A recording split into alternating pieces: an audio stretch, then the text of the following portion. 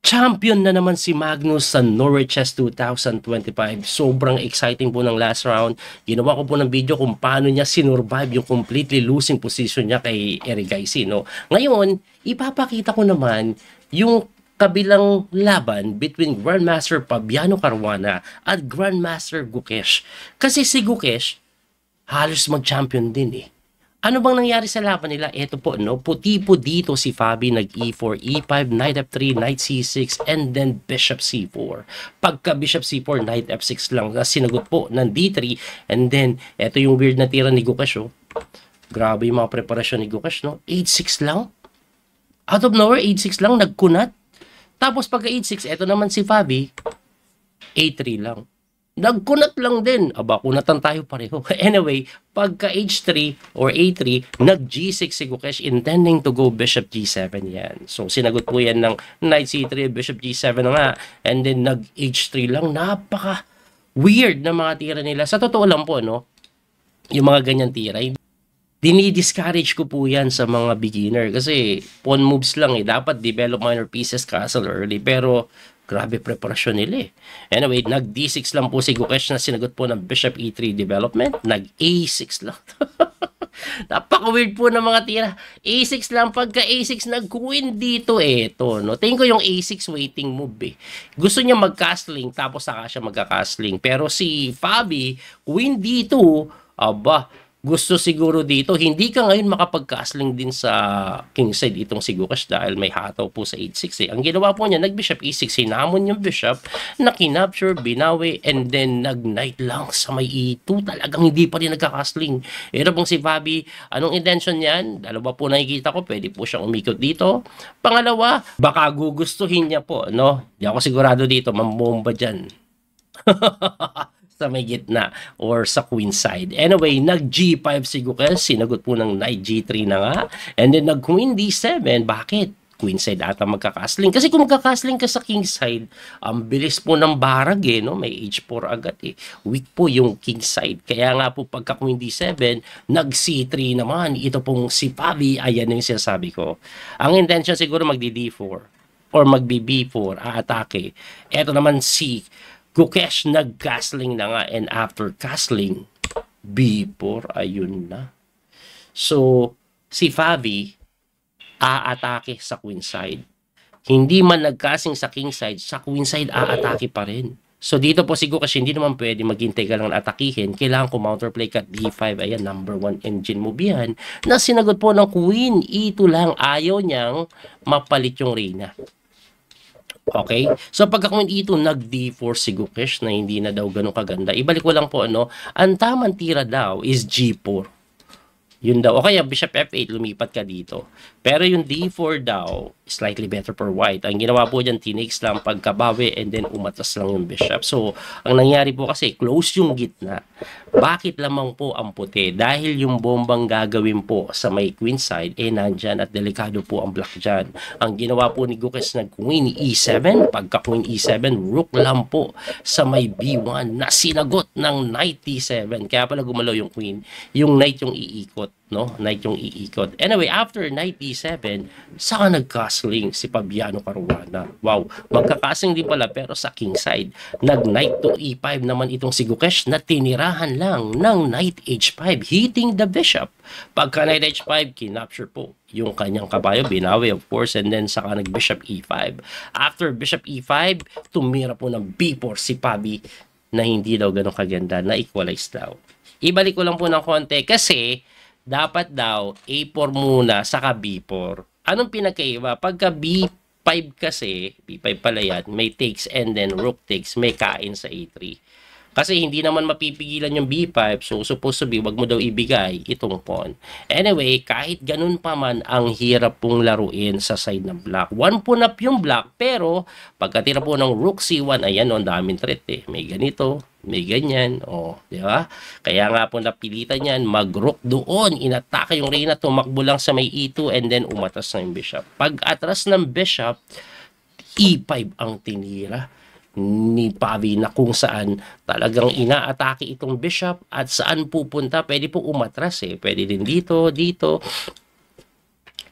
Pwede po umatras eh, pero hindi umatras yan. Ang ginawa niya po ay Rook F5 number 1 engine move. Kinakain lang yung bishop. Pero hindi po pwede i-text kasi merong capture sa kanyang tori doon. Kaya nga po ang ginawa dito ni Pabi, napakagandang brilliant sacrifice. Rook takes lang sa may C6. Anong meron dyan? Eh, di ba kakainin lang yan? Rook A5. Ayun pala yun. Depensado na ngayon yung tore. Pwede nang tikman yung bishop. At yun na nga nangyari. Pagka queen sa B2, kinapture po yung bishop. Kinain po yung tore. And then queen takes E6 check. Tumakbo sa B7. Bishop takes A5. Ang ending po, 2 pieces for a rook. So, clearly better for the side of white. Anyway, nag-rook takes D6 yan, sabay queen E7 lang. After queen A7, nag-queen A1 para mapilitan umatras yung bishop. Ayan. Hinarang. And then, nag-C5 lang si Gukesh na mali daw. Ibalik ko lang. Ano ba tamang tira? Queen A2 daw tamang tira. Pero kahit ano pang gawin mo, talagang tagilid na to. Queen A2, tapos didepensa dito. Ganun po yung pinapapatire. Tapos saka ka daw mag-ganon. Anyway, yung C5, ganun pa rin naman. Lamang pa rin si Fabi. Ang ginawa lang dyan, nag-knight G3. Bakit? Para magamit na yung tore. Pupunta po siya dito, may pressure doon, may pressure doon, di ba?